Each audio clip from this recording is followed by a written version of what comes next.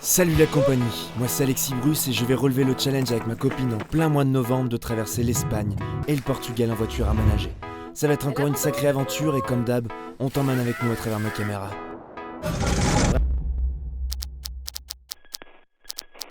Dans le dernier épisode, nous nous étions quittés au moment où nous avons repris la route après avoir passé quelques jours en altitude dans les Pyrénées espagnoles. Aujourd'hui, nous allons suivre le cap sud et s'enfoncer dans l'Espagne pour dénicher les plus beaux spots. Bon, j'ai laissé Ninon un petit peu plus loin avec la voiture. Et là, je suis en train de faire du repérage sur ce petit chemin parce qu'il y a 2-3 ornières, etc. Et ce petit chemin est censé nous amener à notre prochain spot. Vous allez voir, normalement, ça risque d'être... Ah, je me tords la cheville en direct. Ça risque d'être incroyable le spot qu'on a trouvé. Mais voilà, faut juste y accéder avec ce chemin-là. Et j'ai peur de m'enliser en fait. Parce que la voiture, elle est assez lourde.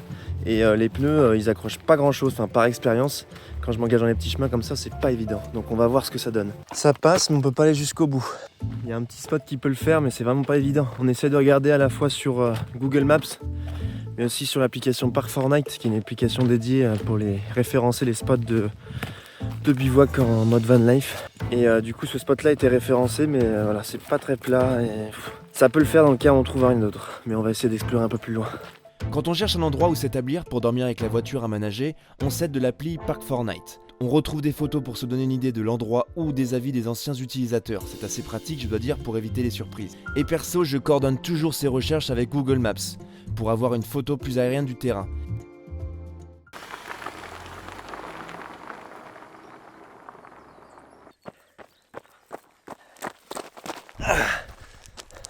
Summer outside, winter indoors.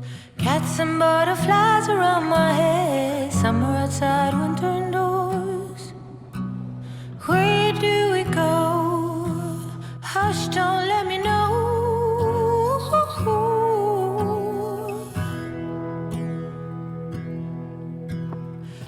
C'est l'aventure, Bon, c'est déjà le 4e jour qu'on est en Espagne. Et là, on essaie de se trouver un petit spot au bord d'un lac. Donc c'est pas évident. Donc là, on explore le long. On a déjà fait un spot, ça convient pas forcément. Donc on se fera un deuxième, on va espérer que ça le fasse. Et oui, forcément, c'est pas toujours facile de pouvoir trouver des spots hyper cool, etc. Des fois, on dort sur des aires d'autoroute. Des fois, on trouve des spots de fou avec des vues de taré. Voilà, c'est l'aventure, quoi. Pas qu'on va réussir à trouver un bon spot? Si, on arrive toujours à trouver un bon spot. T'es optimiste? Oui. Ok les amis, on a enfin trouvé un spot digne de ce nom. On s'est posé près du lac, on est dans une zone désertique, on est tout seul au monde, dans le sauvage. On va être trop bien posé pour ce soir. Donc là on installe tranquillement le campement. Et puis ensuite on va pouvoir bosser un petit peu parce qu'on a pas mal de choses à faire. Et puis aussi voilà, profiter de ce paysage d'Espagne, quoi, fantastique simplement, hein.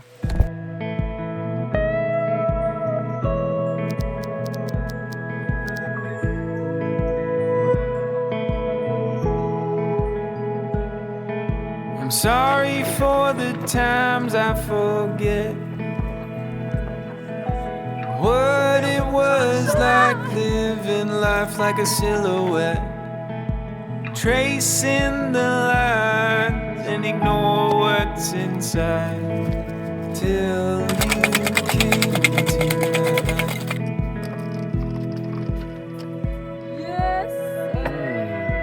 Sometimes I see it all so clear.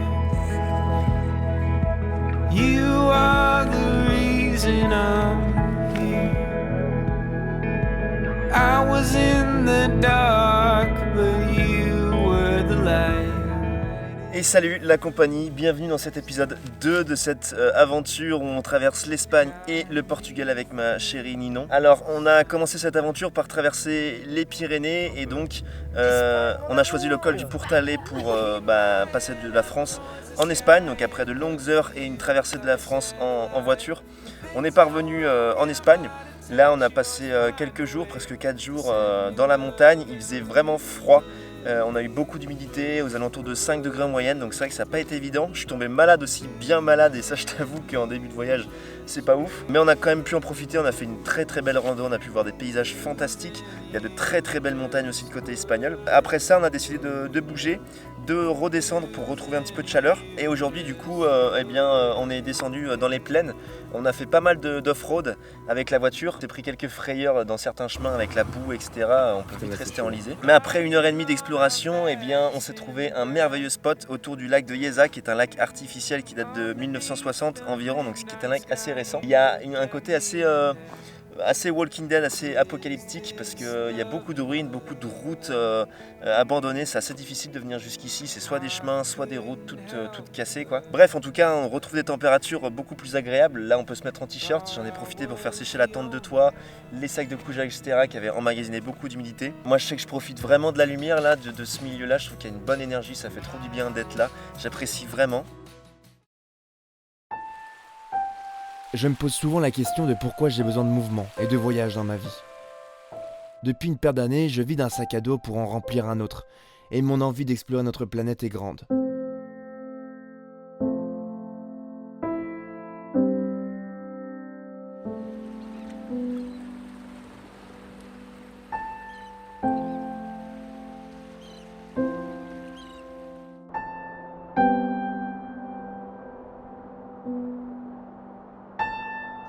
Je crois que dehors, dans l'inconfort et le mouvement, je vis la liberté.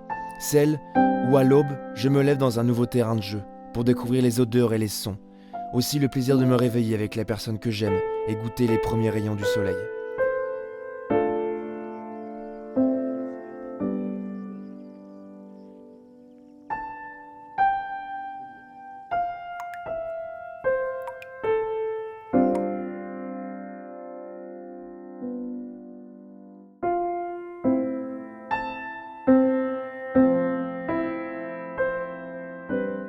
Ce matin, c'est dérochage. On crée beaucoup de contenu quand on part comme ça en vadrouille. Et du coup, il y a beaucoup de boulot aussi en même temps qu'on voyage. C'est pas que des vacances. Et finalement, on va devoir rester, je pense, une nuit de plus ici parce que on a pas mal accumulé de travail. On va falloir qu'on se pose pour faire tout ça. Voilà, faut quand même qu'on travaille au bout d'un moment, quoi.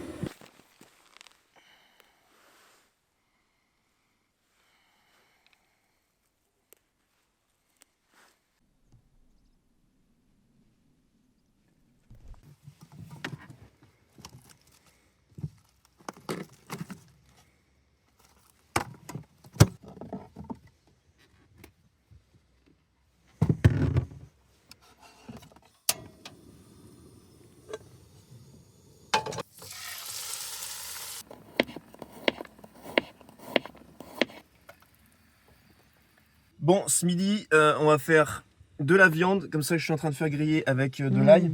J'ai aussi fait une petite salade donc avec de l'oignon cru, de la salade qui nous restait pour la finir avant qu'elle soit morte, et de la pimprenelle qui va un petit peu aromatiser le tout. C'est une plante très aromatique et un léger goût de concombre.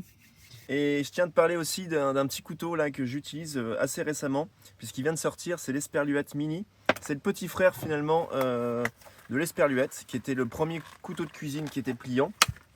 Un couteau que j'ai testé il y a un petit moment déjà quand j'étais parti avec un âne baroudé. Et bon, ça c'est un gros format qui est déjà hyper bien, mais c'est vrai que quand on veut partir et avoir un peu plus de mobilité et économiser du poids, l'Esperluette Mini c'est quand même un bon compromis. Donc une fois qu'il est tout plié comme ça, on le rend dans son petit étui en cuir, hop, on peut l'accrocher à la ceinture et ça fait comme un petit couteau de poche. On peut couper à la fois du bon chorizo d'Espagne quand on se fait un petit pique-nique, ou alors des légumes assez finement. Il est vraiment très efficace, donc je trouve que c'est un objet qui est hyper cool à emporter avec soi quand on part en baroude et qu'on aime bien la bonne bouffe. C'est surtout ça le truc, parce que c'est bien de barouder, mais bon, les nouilles chinoises et les lyophilisés, ça va un moment. Des fois, c'est bien de se faire une bonne barbaque ou une bonne salade.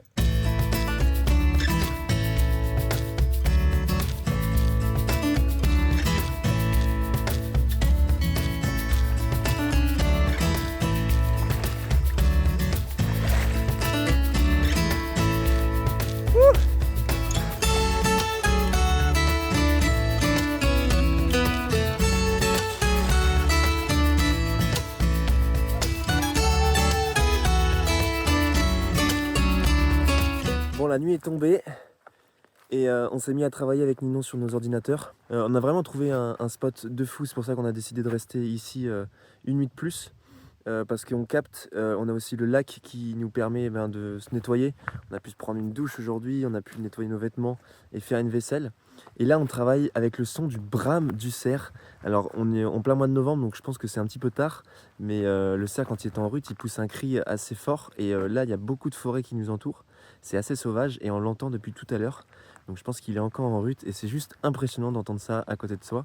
Et j'espère qu'on le verra cette nuit en haut de la tente de toi. Bon, on se retrouve à l'intérieur de la tente de toit, il fait bien froid et je tiens à vous parler d'une lampe qui nous est juste hyper utile dans ce voyage puisqu'on est en plein mois de novembre, donc les journées sont courtes et on vit vraiment quasiment tout le temps dans l'obscurité. J'ai découvert il y a quelques temps le bâton turbo, c'est la lampe qui m'éclaire en ce moment. J'ai vraiment apprécié comparé à d'autres modèles parce qu'elle a la particularité d'être aimantée au cul de la lampe, donc ça permet vraiment, comme on évolue tout le temps avec la voiture, et bien de la mettre n'importe où sur la voiture et on peut éclairer aussi bien le moteur si on a une panne et qu'on veut bricoler. Je la mets aussi sur le haillon lorsque l'on vit à l'extérieur du Kangoo, qu'on veut continuer à travailler, etc. et à vivre un petit peu dehors. Elle est vraiment puissante, elle éclaire jusqu'à 500 mètres de distance avec ses 1000 lumens au maximum et elle tient longtemps et nous c'est ce qu'on veut lorsqu'on voyage. On n'a pas tout le temps de la batterie avec nous, elle a 50 jours d'autonomie quand on l'utilise en version minimum. Elle est ultra compacte aussi, donc on peut la transporter avec nous dans une poche ou quoi que ce soit, on la sent pas. Elle fait 90 grammes, on a aussi un petit clips là qu'on peut accrocher à la ceinture. On a le mode trombinoscope, on a plusieurs intensités également. On a aussi des petits voyants ici, des petits indicateurs pour savoir à quelle intensité on est et aussi le niveau de batterie et ça c'est juste pratique et je sais que je l'emporte partout avec moi en tant que lampe d'essai mais également eh bien elle nous est hyper pratique dans ce voyage. Je te mets un petit lien comme d'habitude dans la description de la marque Olight qui produit cette lampe si tu es intéressé pour t'équiper aussi et pour pouvoir partir à l'aventure tranquille. Voilà, sur ce nous on va rentrer dans le sac de couchage bien au chaud et on va essayer de passer une bonne nuit pour être en forme demain. Comme ça, je remets tout à demain. J'ai 284 emails non lus. Un jour, j'ai décidé de les trier. J'ai répondu à 4 emails et j'en ai mis 280 dans un dossier.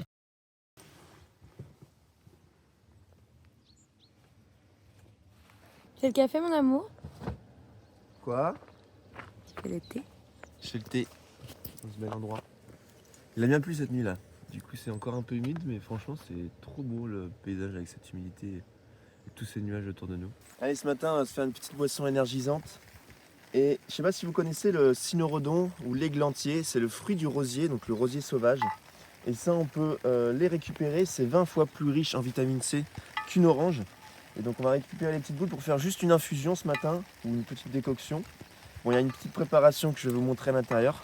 Mais voilà, on va se faire ça, c'est juste au pied du camion et c'est trop chouette. Alors, une fois qu'on les a récupérés comme ça, en fait, il faut les ouvrir.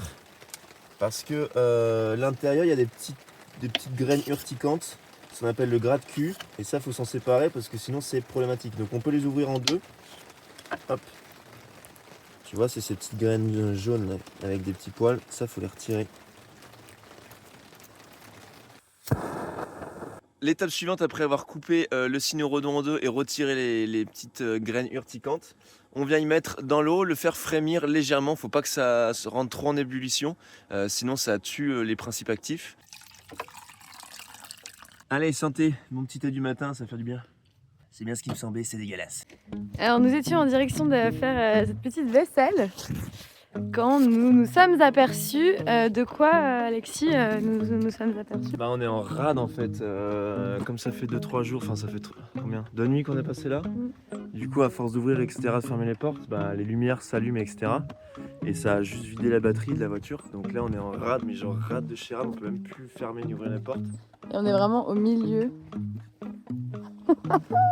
Là, c'est la merde quoi. Du coup, on va essayer de faire la technique de la pousser et de démarrer en deuxième. J'espère que ça va le faire, il y a une légère descente. Mais si ça ne marche pas, faut appeler une dépanneuse. Déjà, si elle vient, et ça va nous coûter tellement cher. Allez, ça va le faire. C'est parti. C'est la merde, on n'a plus de voiture, on continue à Dieppe. En fait, la voiture est tombée en panne au milieu de nulle part dans notre ancien spot. Et on n'arrive plus à la démarrer, malgré qu'on ait essayé pas mal de choses. On peut même plus la fermer, donc c'est-à-dire que là on est en train de partir avec la voiture ouverte et toutes nos affaires. Donc j'ai mis le peu d'affaires que je pouvais dans le sac qui avait de la valeur. Et comme on est au milieu de nulle part, on s'engage dans une marche de je sais pas combien de temps pour trouver quelqu'un, peut-être qu'il y a des câbles qui peuvent venir s'enliser dans la boue. Enfin, en fait, on sait pas quand est-ce qu'on va repartir, on n'en sait rien. Là, c'est la grosse merde.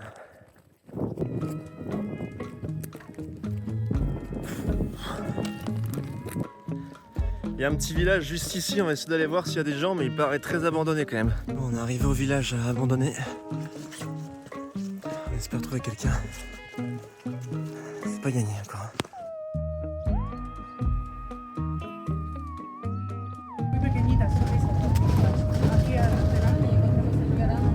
On était vraiment dans l'embarras. Et on a eu la chance de tomber sur Luna, qui est une des 3 seules habitantes du village abandonné qui se situe à 2 heures de marche dans notre voiture. Elle a accepté de nous aider et on a pu redémarrer le véhicule pour sortir de la cambrousse. Elle était à plat, laisse tomber. Faut surtout pas l'éteindre là. Mon dieu, on a réussi! Ah la vache quoi, sérieux. On a tombé sur la réussi. meilleure personne du monde. Là ouais, non mais franchement, elle nous a sauvés. Merci Luna quoi. Toute la fin de journée, nous avons fait connaissance avec Luna et Ninon nous a fait de très bons cocktails. On a appris que ces villages ont été tragiquement abandonnés à la construction du barrage de Yeza. Et ces villes mortes sont occupées aujourd'hui seulement par une poignée de gens qui tentent de refaire vivre les lieux.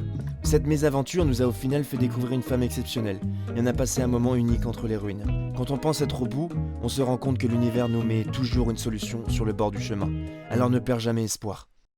Après ces péripéties, et maintenant 8 jours dans le sauvage, il est temps de prendre un peu de repos dans un hôtel. Et c'est ici que je vous quitte. On se retrouve alors dans quelques jours pour le 3e épisode de cette épopée direction le Cap Sud. On est aux portes du désert des Bardenas, le plus grand désert d'Europe. Abonne-toi pour ne pas louper le prochain épisode.